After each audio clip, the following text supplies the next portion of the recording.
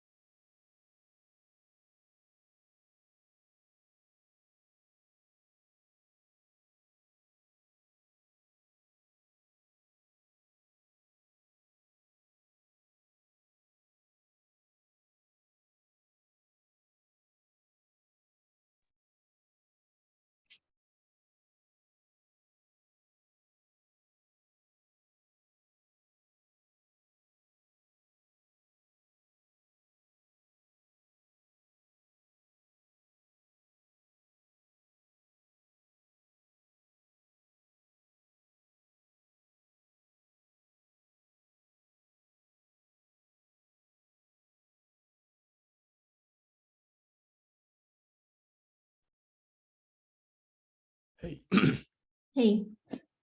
working now. Bluetooth got me again.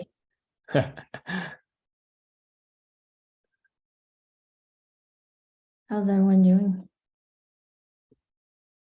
I'm doing good. Where are you based out of, Charlie? I live in London in the UK. Okay. So it's about 4 o'clock here. Okay. I know Star is pretty spread out, so. Yeah, it's become that way. Yeah, there's still a bit of a West Coast bias. Meetings tend to be at the end of the day rather than the beginning of the day. But Yeah, that's there's tough. a growing number of us in the Europe area, Europe time zones. So that puts a bit of pressure on keeping the meetings at the beginning, at least at the beginning of their day. That's why we have two time slots for this meeting, actually. Yeah, it's kind of like a problem that's very hard to solve. I think in any other way. Kind of, you can't change the fact that people are normally asleep at a certain time. Like it's quite tricky one to work around. So yeah, I'm trying to come to this slot one. Great. Well, thanks for joining. No problem. All right, do we have good quorum? Shall we start?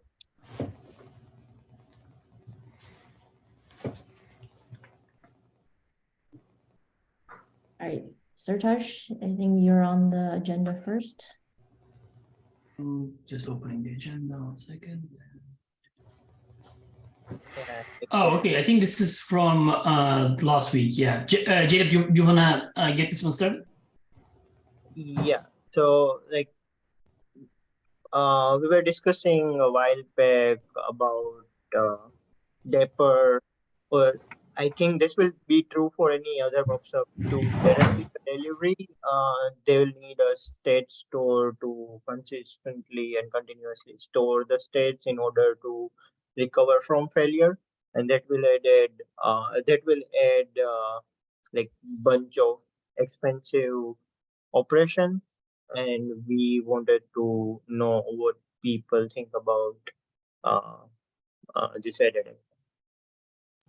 Sorry, the audio kind of faded in and out for me. I heard there's state and expensive and something about failure. Let me just repeat myself. Like, can you hear me better? No, your audio still like it goes audible, then like quiet. Let me connect my headphones. Sorry, give me a minute. Can we circle back to this one while I do that? Or I can start explaining, and you can join in a minute. Yeah, that sure. works. Yeah. So I think in this one, I was looking at how the Dapper works. Specifically, it seems to require state stores like Redis Cache, or there's a bunch of them now, I forgot. But it requires something like in cluster. or it can be out of the cluster like a managed service and whatever, but it needs something like a Redis that's storing the state inside the cluster, and then those can have to be managed by the users. So if the Redis instances are down, then this is going to disrupt the pub sub, obviously. Sorry, so Dapper requires a state store. Does it require us to communicate with that state store? Like, does Gatekeeper need to be aware if it's using Dapper that it requires a state store, or is it just purely? I think it's the Dapper, the sidecar itself communicates with the state store. So they have Oh, good. I was just going to say they have this CRD called components, sort of component store or something like that, and then that requires like the values for Redis, like the username and credentials, and then the service name also, and that's how it communicates with the state stores. Okay, so what's the issue for us if this is purely on Dapper's side? Yeah, I think the issue for us, one is just discussing this and just making sure that everybody's aware, because then the users will need to add a state store and then have to like maintain that state store, like Redis or whatever databases. Yeah, well, I think this is part of why we wanted to wrap the client, right, and not just use Dapper, so that people had options. Personally, like Dapper already is kind of limited use for anything that I could see it being used for, and like a cloud provider side, because it requires a centralized service to begin with, right? So, I mean, much like a cert manager or Prometheus, I don't necessarily want to take it on like a centralized body to manage those things, because you get dependency, like version skew issues, all that kind of stuff. So, you know, it's like you try to install a managed version of Gatekeeper, Dapper isn't installed. Do you want to install it? If Dapper is installed, but it's the wrong version, do you want to like update that version? You know, it kind of puts us in the same problem that Helm has around CRDs, right? Which is another example of a centralized resource. So that's not to say I don't think we should support Dapper. That's just me saying, like, for me, the Dapper ship has sailed in terms of usefulness, kind of like right out the bat.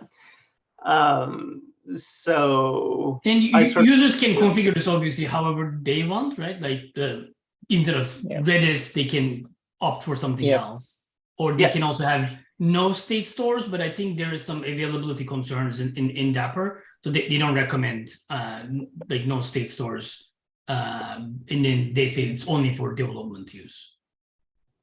Yeah, to me, this just sounds like another reason to have this stuff modular. And as long as Dapper isn't requiring us to do anything special, right, that we wouldn't need to do for any pub sub. But I think otherwise, for any pub sub, we would need something, right? Like I was talking with Jadeb, and then I think he mentioned like even in RabbitMQ use case, we would have something. Jadeb, did you want to say something? Yeah, so I was just confirming that, like, for any other application to guarantee the delivery of the message in case of failure, they'll need something to state stores in, right? So, like, this will be a scenario for any other pub sub, not just Dapper, on a high level at least. Maybe, like, there's always going to be some danger of losing messages. Like, I don't think you can 100% prevent that. You can do models where the request doesn't mark as succeeded until the message has been sent. Like, that's one way to like not lose messages, or to instead like take the failure. But yeah, like common models there would be to spool to permanent storage, or send or fail, as I just said. Maybe do a third-party storage thing, though the irony of the third-party storage bit is that that request is also subject to failure, right? So, if you have RabbitMQ living right next to you on the cluster, and you also have Redis living right next to you on the cluster, which request is more likely to succeed? I don't know which is more reliable, your Redis instance or your RabbitMQ instance.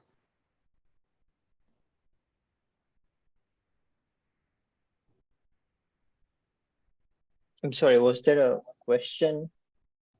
No, that's just an observation about the Yeah. liveliness stuff. Yeah. It might be interesting to see how Dapper is using the data store in order to prevent loss. Like it sounds like it's using it as some kind of a local spool. But my point was just more like the mere fact that a local spool exists doesn't necessarily prevent data loss, right? You need to like hold it correctly.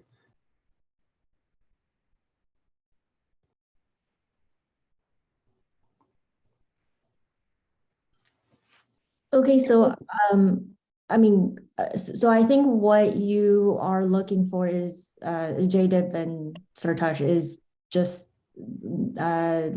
sharing that there is this requirement and document it, right? So that users know how to run it themselves, right? But in terms of Gatekeeper, is there something we want to maybe, we don't do this today with other like third-party integrations in terms of like minimum supported versions, like say Prometheus, right? We don't do that, right? So there is this unspoken assumption that any Prometheus would just work, right? I guess, is that the case here for Dapper as well? So if we use batch publish functionality, then there has to exist this functionality in the underlying Dapper instance, right? And which was released in 1.10. So like in that case, if some user wants to use this particular functionality, they would have to use 1.10. Otherwise, they can use technically the older versions of Dappers as well, as long as the dependency of Dapper SDK that we are using for Gatekeeper is compatible with the Dapper's API or with the installed older version, right? Does that make sense?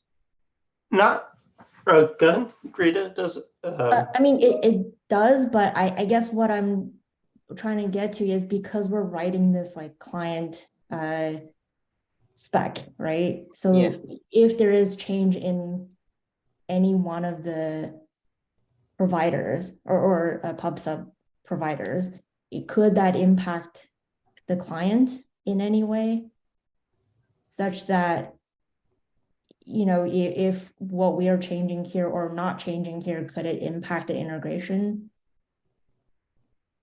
in the future? Does that make sense? But good.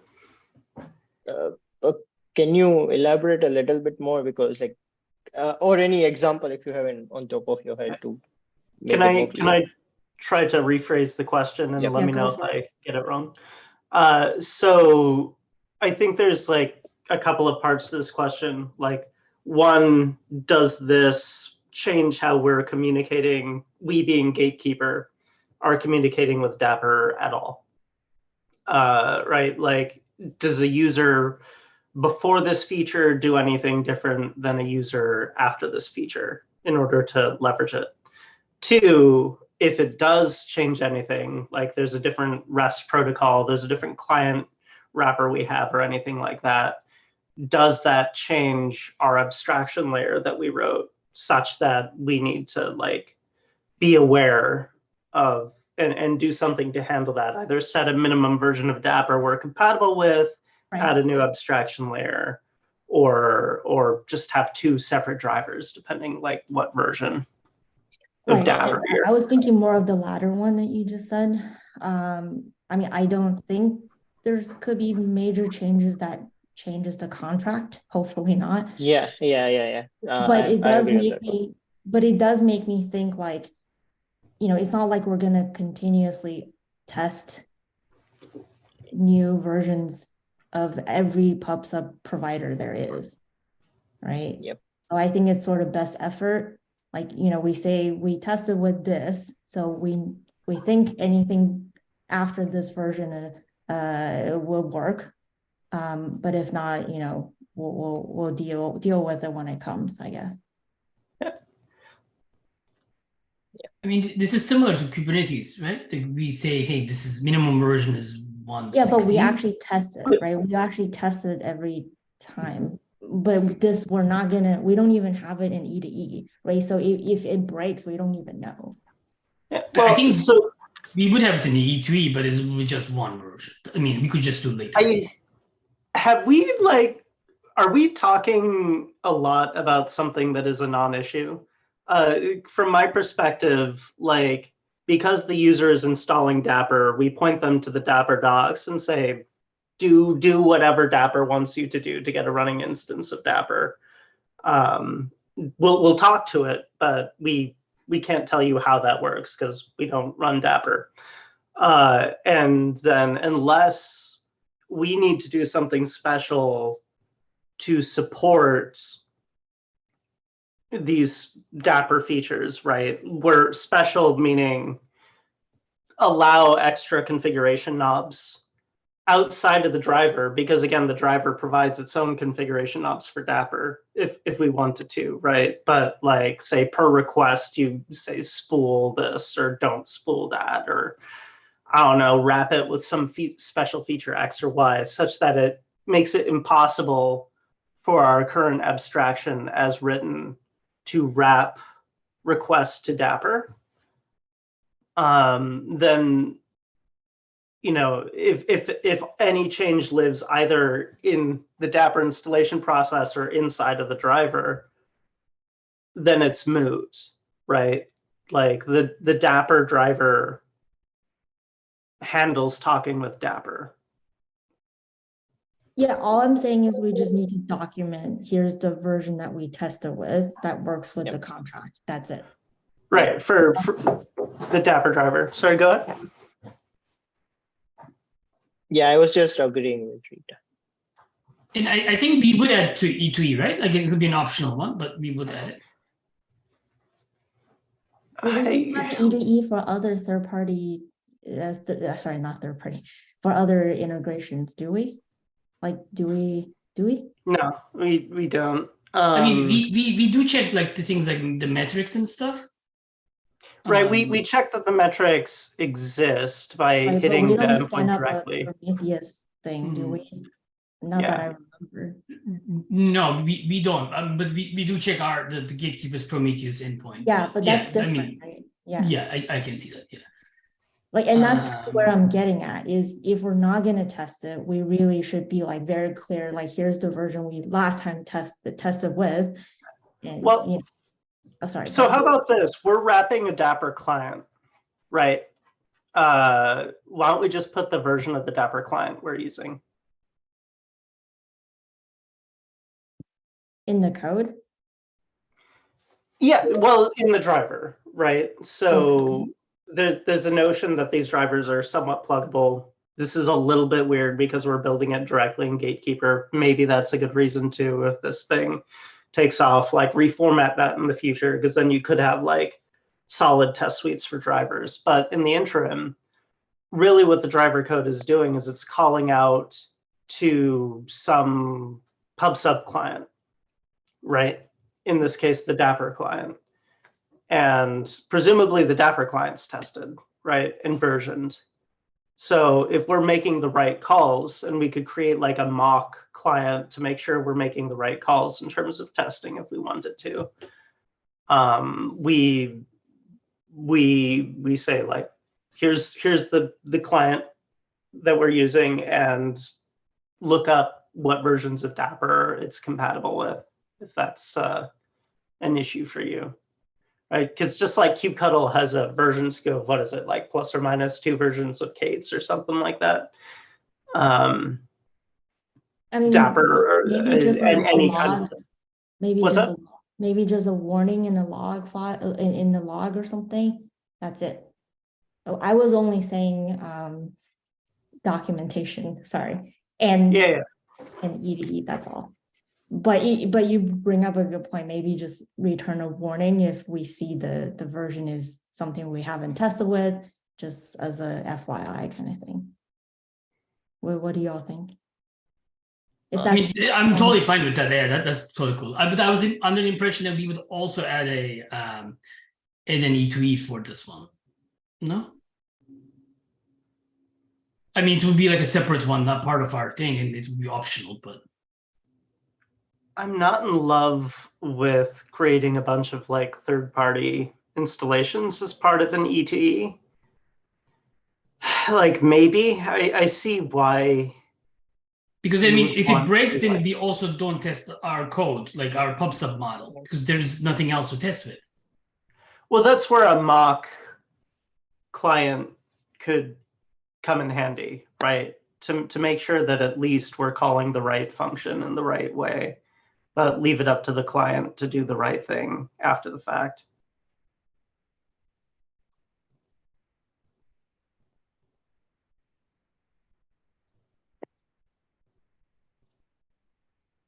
I think like in projects that I've worked on before, when it's the first integration, it seems fine, and then you set a precedent to having tests for everything, every single integration, and I think it can be good often to get it right from the beginning. It might be a separate repo with some end-to-end tests that do test against Dapper, but they're not in the main repo or something like that.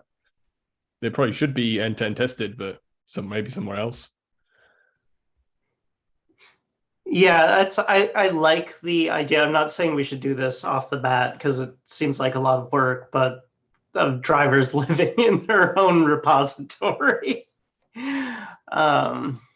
Yeah, this whole interprocess communication thing is kind of hard in that regard. What are some so metrics? That's kind of a good one, right? We test that the metrics exist, but we don't end-to-end test Prometheus. Are there also kind of like Kubernetes, right? Like this to me feels like an outer tree thing. So if outer tree wants to test it, they can test it in their own repo. But in tree, we'd only test the in tree stuff, right? So a mock in this case should be sufficient. I don't know what that means for this integration. Does that mean because there's no like outer tree component that lives separately, right? Yeah, like the rub here is we are actually writing the driver as well. But does the driver live in tree? Are we making it too complicated? I mean, in fact, or in my imagination. I mean, in this case, Dapper is in tree. The client itself is in tree. Right. Well, and if okay, say there's RabbitMQ then tomorrow, test it it, right? also be in tree. Yeah. So this is similar to the Prometheus one. It just doesn't have it doesn't work without another thing, right? Yeah.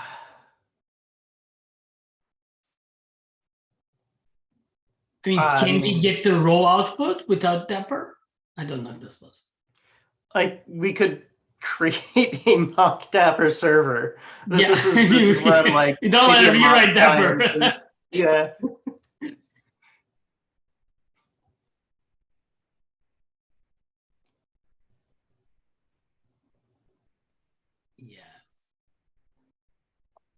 Yeah.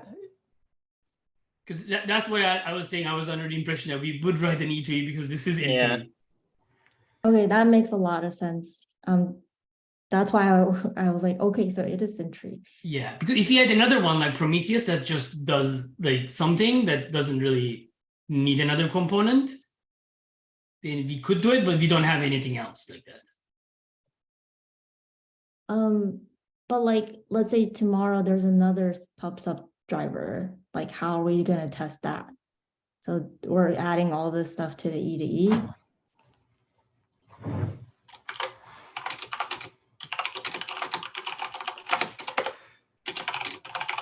Yeah, this is where I'm like, can we just mock the clients? Like, honestly, what we're looking at, okay, so there's two things here, right? There is this abstraction we're creating, right? And then there's the implementation of the abstraction, right? And as far as Gatekeeper is concerned, Gatekeeper wants to call the abstraction at the right time, right? It doesn't know if it's RabbitMQ, it doesn't know if it's Dapper, blah, blah, blah. The implementation of the abstraction wants to know that it's properly plumbed. So maybe the right thing to do here is not to try to create Gatekeeper end-to-end tests, but to create end-to-end tests for our Dapper abstraction. That sounds maybe like a semantic shell game, but it does make things a little nicer, in that you don't need to spin up a full version of Gatekeeper. You may not even need Kubernetes. I'm not sure. But what you basically are doing then is creating an instance of this like Dapper driver that we have, which, remember, it's supposed to work for the Gator CLI as well, and then hit publish, group publish, whatever. There's like 2 or 3 API endpoints, and just making sure those do the right thing.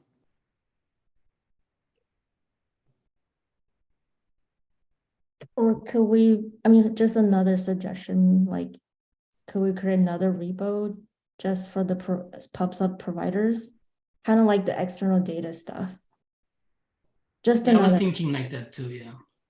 yeah. That way we separate the well, terrible in-tree, outer-tree thing, but separate the separation of concerns, I guess. Yeah. As Yeah, long but as then we're that would be a actually lot of monitoring- duplication of work. Sorry? That would be a lot of duplication. Do we want to like create a not in tree directory? Like we kind of have this with contrib. Yeah. So I think we can do a similar thing to contrib, I guess. But that, I guess, would that be out of tree? Like, would that be a separate repo, or? Like, it's in the messaging, right? The reason why we don't want to have a separate repo is presumably the work of like instrumenting the repo. The reason to have a separate repo is to tell people like, hey, this is a separate thing, right? It's tested separately, and set the expectations. So if we can socialize that same dynamic with a directory, why not? I'm not saying we can, but yeah. The E2Es though, would that be part of the PR E2Es, or would that be like a manual E2E? Well, you could. One thing you could do is just, if this particular directory is changed, I think you're able to do this with work GitHub Actions. Run this particular suite of tests. Like at that point, I don't know if it's that much more work to create a separate repo. Like there's certainly administrative overhead, like we'd need to vote on it and such, you know, but we are already putting up the second testing pipeline. Yeah, I mean, I like that idea that like a contrib folder, and then we add stuff to it, and then if that fold changes, then we run the tests. I like that one a lot. But I think we would have to think about like the contrib future, like, hey, what if somebody wants to add some other thing? Because we ask people to do something like contrib, but we never done it before. I think we did actually. OPA contrib, did we? Yep, Prometheus. The most asked thing was Prometheus, and and we asked them they could add it to like the OPA contrib thing. Oh, okay. Do we want to use the same contrib, or do we want to create a contrib under gatekeeper? I thought it was a gatekeeper. It's under OPA, I think. It's under OPA. Yeah. I mean, the problem with that one is I don't know there's like E to E there. Yeah. It would be like creating a separate repo. All right, did I like open up a whole can of worms? Sorry. I feel like you closed it a little bit more, because like the presumption, Surtesh's operating presumption was that we'd have end-to-end tests. Yeah, because it's in tree. I guess it's good that we're talking about it.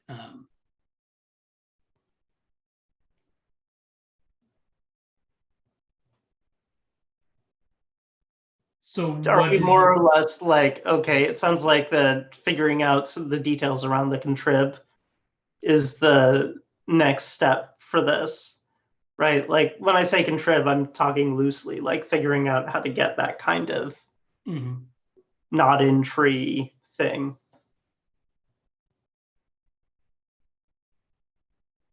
Again, not knowing too much about how much work it is to set it up, but I do think following like the external data pattern is pretty nice, right? That way, maybe all the drivers live in its own repo, and then E to E's could be set up there. Yeah. And then the contract lives in tree. So then the drivers actually live outside of tree. That's another potential solution. Yeah, so the idea is create a gatekeeper contrib repo, right? And then basically add into all the add-ons, right? So like a framework or whatever. Right. And if anything, maybe the external data thing could be part of it too. Right? Because if you look at external data provider repo, right, that's also used as a reference implementation, and we use it for testing. So same thing here. So all the you can think of all of outer tree stuff can live in this other repo. Maybe. Yeah, there's going to be some like reliable scaffolding, I feel like here. Like if you're contributing a pub sub client versus if you're contributing an external data thing, like it seems like it's more structured than a typical notion of contrib, right? In the sense where contribute whatever. So I agree with it notionally. I don't know if it's like strictly contrib or if we want to do more scaffolding than that, but yeah.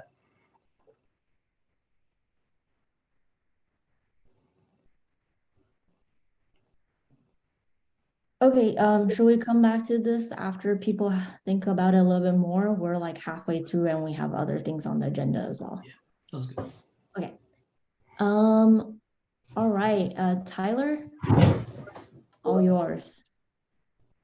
Yeah, I mean, feel free to correct if this has already been discussed. It looks like there is a note from the March 8th notes there, the issue that we have around setting things dynamically, but my use case is very specific to OpenTelemetry. It has some dependencies on having environment variables set in particular ways, and these environment variables need to reference each other. And so very often you'll leverage like downward API to inject things like a pod UID, a node IP, that sort of thing. And then you'll leverage that later on in one of the OpenTelemetry environment variables for setting up your configuration. So very common use cases would be like your OpenTelemetry collector. It's going to have an endpoint that's defined as an environment variable. If you run the collector as a daemon set, then the expected endpoint would be like the node IP colon like 4317, which is the default port that the collector is going to listen on. And so you would need to have the node IP available. Not all teams are going to deploy downward API. And so it's nice to have a mutating webhook that's going to inject node IP in a very known location. And then I can construct the endpoint to use that variable, just kind of leveraging default, Kubernetes dependent variable syntax. And so I've been playing with it for the last few days, trying to figure out, is there some way to force an order? I can do an assign and I can create the downward API stuff and it works totally fine. I can create those variables, but it seems inconsistent on the way it will apply them to the spec. And so sometimes it'll apply them in the right order, and then the variable that's dependent upon the upper variable, it's there and it works. Sometimes it's not, and then it doesn't recognize that the variable is available, and then it just has the hard-coded string that's invalid. And so just looking for some direction on, is this not even the right tool for the job? Is there maybe a different tree I should be barking up? Just trying to get some recommendations for where folks' heads are at on regarding that.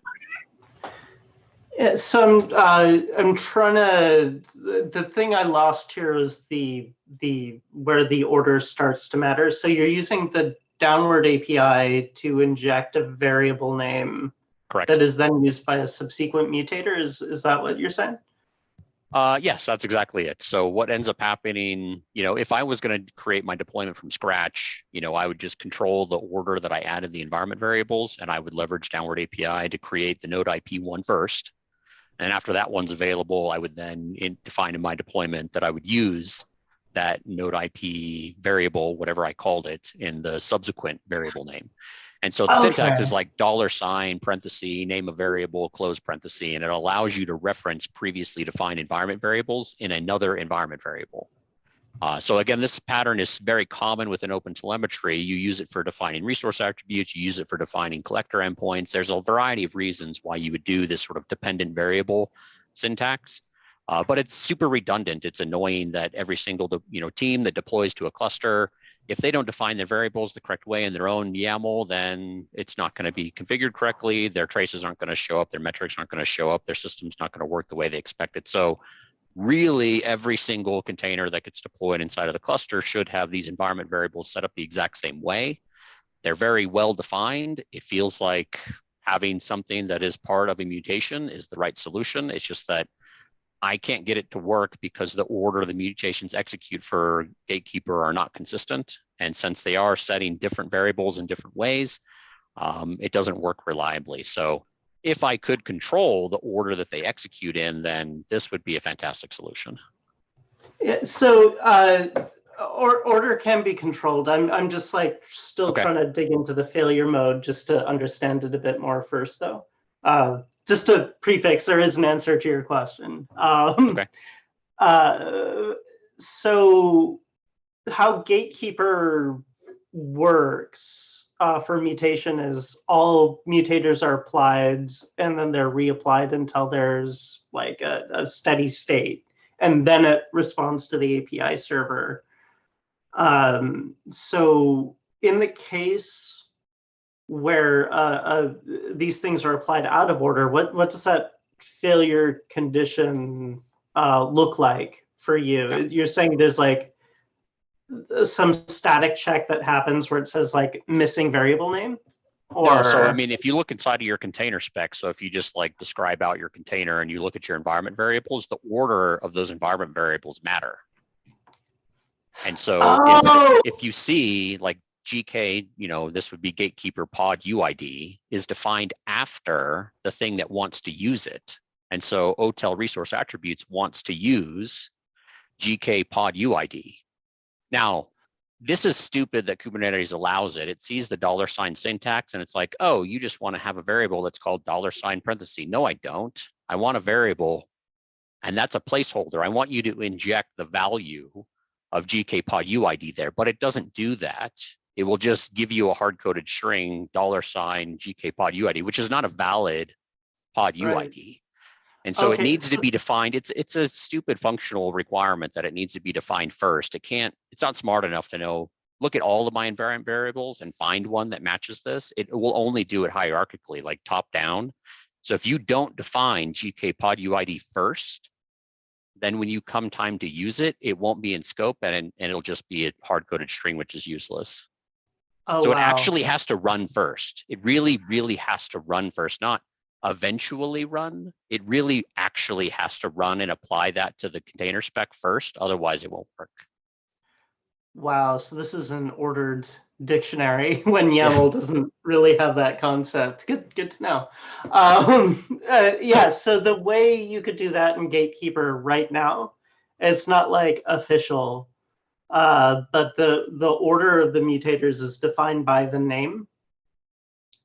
So I believe it's alphabetically earlier names are applied earliest. Okay. And I linked in the chat, I linked to the code where this happens, and the order that insert is ordering things is the order of execution. Okay.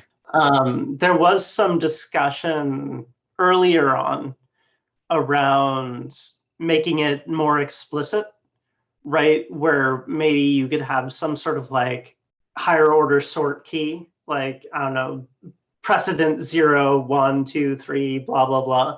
And then so you'd have, you know, and I'm just making this up, but something like this where, okay, the lowest order precedents get applied first. And if you have multiple of the same precedents, then you fall back to naming. The reason why we were hesitant to do order out of the gate is because Kubernetes with mutators has been somewhat resistant to guaranteeing order. And they kind of do the same thing with mutation webhooks, actually, where unofficially mutation webhooks are ordered by the name of the webhook entry, the mutating webhook configuration, and then, like, because you can have multiple webhooks in a configuration, it calls those in the order they're defined on the list. But they don't put it in the API contract that it does. So I think that the thing that probably, at least from an end user standpoint, that would make the most sense is, again, if I was crafting my own deployment YAML and I would define these things up front, I would just have them all in the same deployment YAML. And I would just make sure that I put the one that I need first, and then the one that's going to use it second. And so if I was defining a mutation, honestly, that would be the path of least resistance logically for me, is that I would be working on an assign mutation. I would define in the exact same, assign mutation, that I would first define the first one that I want to have. And then in the exact same file, in the exact same YAML, I would have another mutation execute. And so logically, as an end user of the system, that's what would make the most sense to me. It's not possible. I tried it. So, I defined location, and location being the first variable that I wanted to define. And then I created a parameter section. Then I created another location, the other variable that I wanted to define. And it only executed the second one. Like the first location that was in the file, it didn't even honor it at all. It's like it ignored it. And it only executed the second one. So I looked at my final container spec, and the only variable that got created was the one that had the second location defined. And so the first one was just ignored.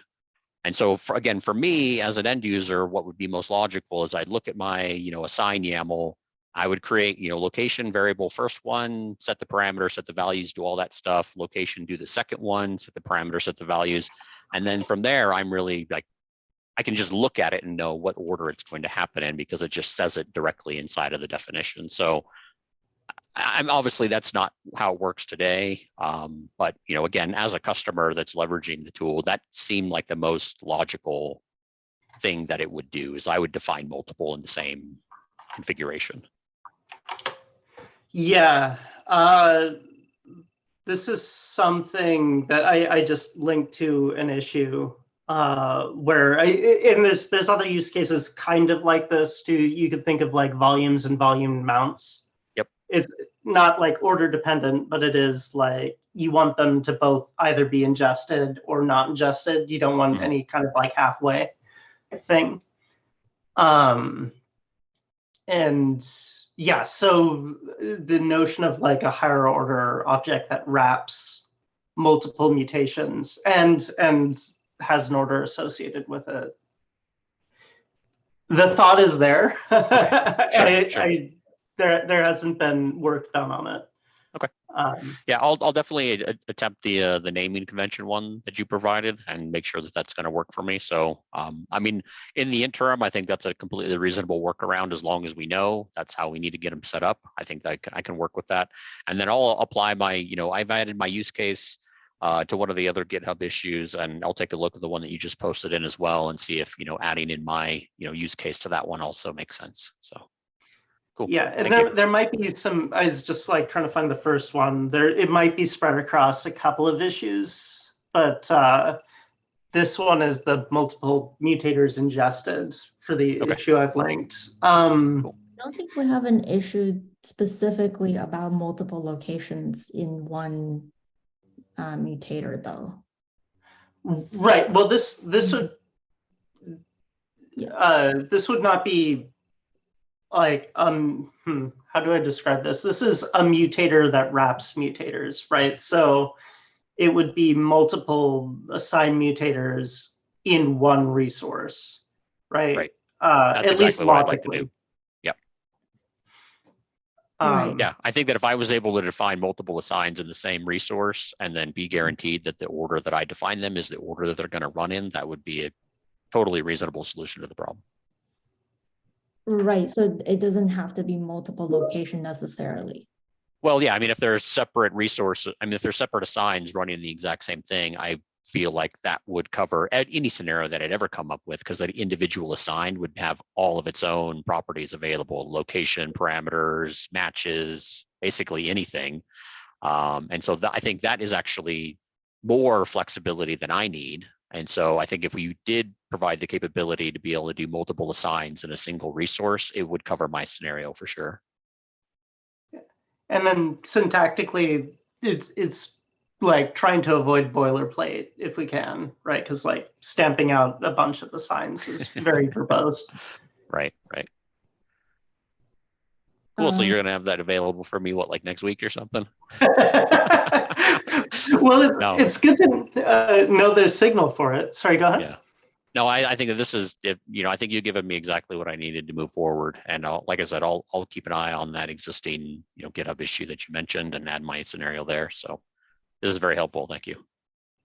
Good. And I'm curious, like I realized for this particular use case, the like sorting key thing I mentioned is less convenient than putting everything in one place. Yeah. But are there other places where something like that could be useful, or? I mean, I guess the way that I think about it is the only reason why I'd ever sort anything is because they're dependent upon each other. And if they're dependent upon each other, I would prefer to have them in the same file to be explicit about it. And so there may be other situations where sort order could be of use. I don't know that I have one off the top of my head for the things that I'm working on currently, but like I said, I mean, to me, order is because of dependency, and dependency means I'd like to put them in the same resource ideally.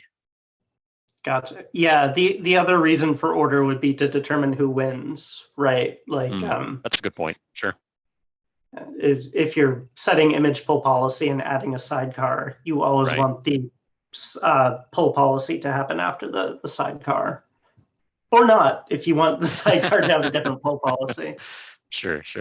Yeah, I think that I think that you're onto something that probably has use cases above and beyond my own. But yeah, I think that for the stuff that, again, the open telemetry stuff that I'm specifically working on, it is mostly because of dependencies and not necessarily because of, overwrite the previous or that sort of thing. So.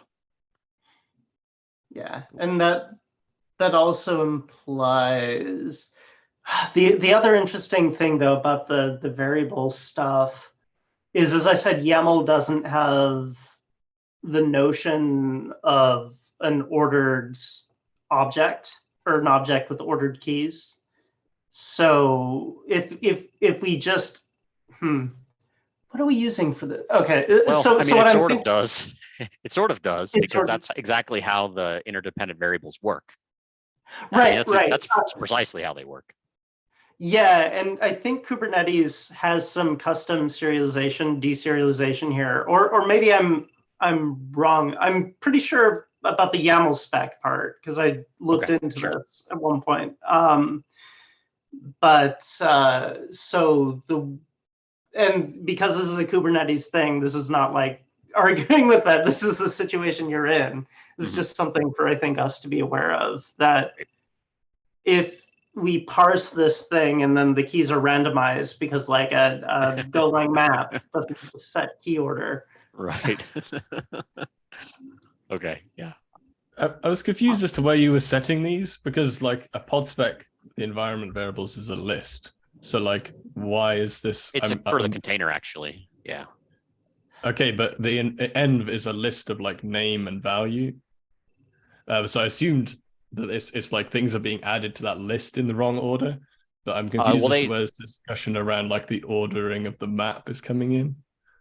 Yeah. So the reason why it's the most compelling use case for what I'm dealing with is setting what is the OpenTelemetry collector's endpoint. And so when you run it as a daemon set, then the default endpoint should be the node IP : then the port number, and the port number is typically 4317. So I need node IP available. Not every deployment is going to add a downward API endpoint to have node IP, because why would they care? Not every application is going to go, I really must have the node IP. Like maybe they don't need it. So I need a mutation that's going to guarantee that node IP is available as an environment variable. So I need that. And then, because this is an open telemetry thing, again, application teams that are creating their deployments are not going to be trying to set the collector URL. They're not going to do that. And so I need a mutation to inject that also. So if I have both of those mutations are necessary, I had better run the node IP mutation first to make sure that variable is available within the spec. And then I can run the second one so that it can use it. Sure. Yeah, no, I'm not questioning your need to do the mutations. I'm just puzzled as to where the ordering, like the map ordering problem comes from, because a container's environment variables as set in a pod spec or container spec is a list. It's a list of like name and value objects. So look at the most recent link that I pasted in. They don't work that way. The order matters in the environment variables. So if you don't have them in the correct order, they don't work. So you have to define the node one first, or otherwise it doesn't work. It's for some reason, it's how Kubernetes is doing the parsing and handling of the environment variable definition. Yeah, they actually have like but 3 I see different it as scenarios. a list there. Like in the most recent link here, like it's it's a map. It's JSON wise, it's a map. Like you're talking about the 939 chat. Environment : and then there's OTel resource attributes : next entry GK pod UID : Well, so that was what initially confused me, because like that isn't how I'm looking at the most recent link, the one which points to the pod environment variables, and it's an env. The env key is a list of name and value objects. Oh, okay. So this is inject, and you're talking about this inject independent environment variables thing. We have one more topic too. Let's see. I'm happy to skip my topic. We can pick it up another time, but I was just puzzled as to where this like ordering of the map thing was coming from, because I think the problem is still around the order in which the mutations are run. But what I think is going on is that things are being added to this list in the wrong order. Okay, it's being appended at the end of a list. It's not. So you're saying the schema was wrong? It's a list, not a map. Yeah, exactly. Yeah. Okay, that seems more reasonable in your link. So I think it's easier. I think like we don't need. Yeah. There's less like magic in the solution here. It's just making sure they run the right order, add them to the list in the right order, and then that's correct. That's fine. I think that is correct. Yes. Okay, yeah. So from Gatekeeper's perspective, like same syntax solution, but yeah, we don't need to worry about the YAML. As far as the implementation is, I don't think we need to worry. Yeah, I don't think we need to worry about the YAML, what YAML or Kubernetes YAML is doing. That's all I was adding. Okay, cool. Sorry for the confusion. No, thank you. I appreciate it. Because I have seen an ordered map happen before, and it wasn't great. So I was surprised to see it in Kubernetes. Anyway, do we want to do the next topic? Is there, unless someone scream if they had something more for this one? All right. Cell cap, very briefly.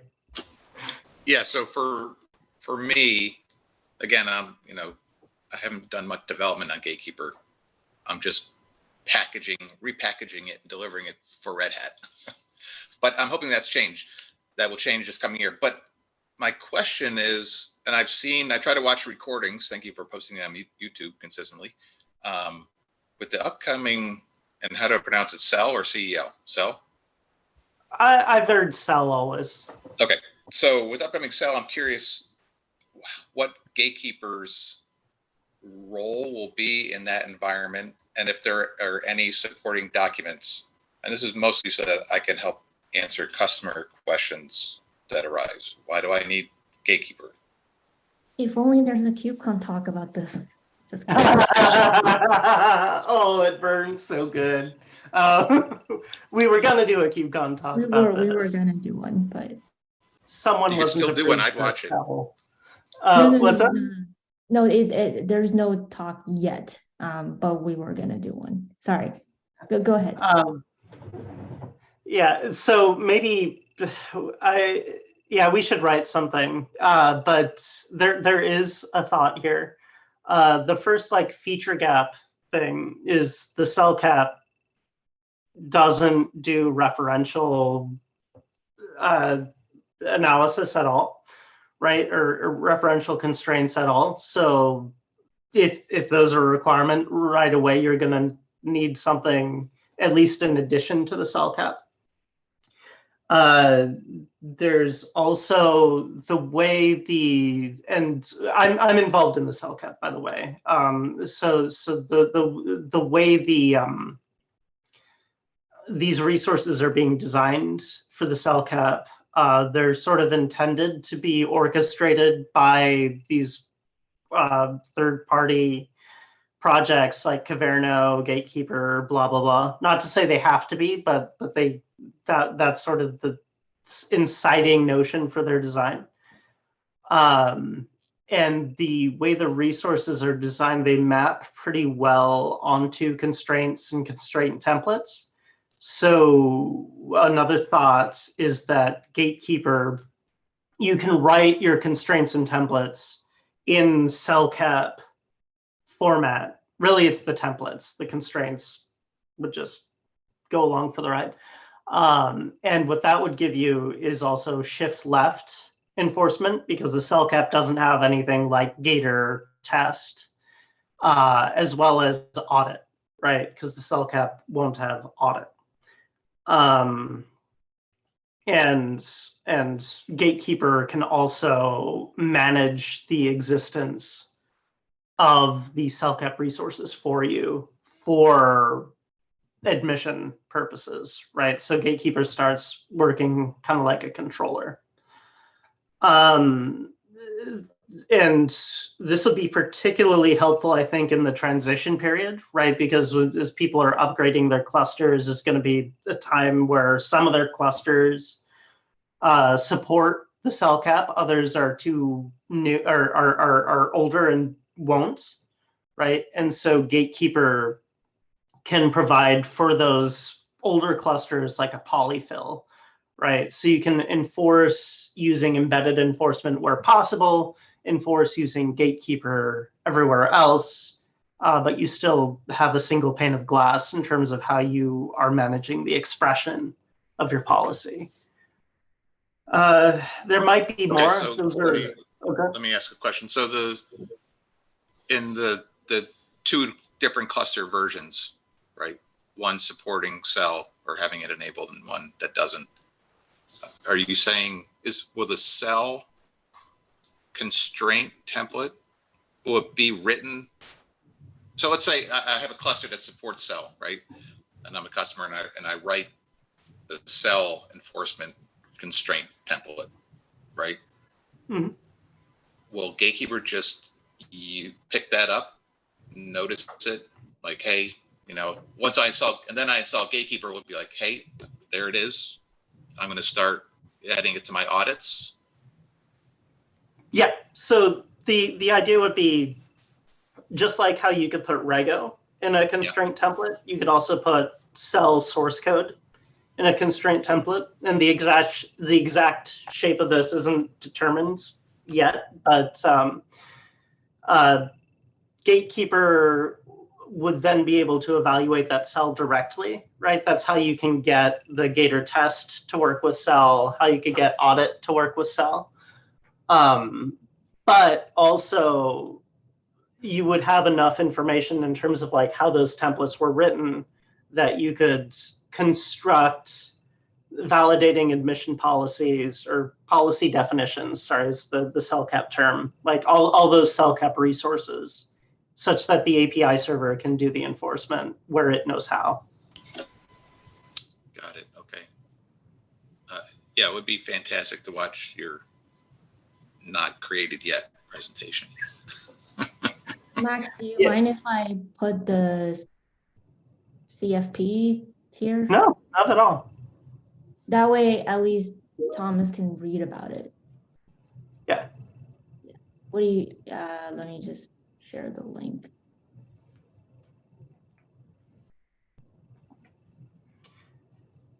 And you could start to see the beginnings of this implementation work, like the most recent commit to the constraint framework is prep work for doing what I just described. Got it, thanks.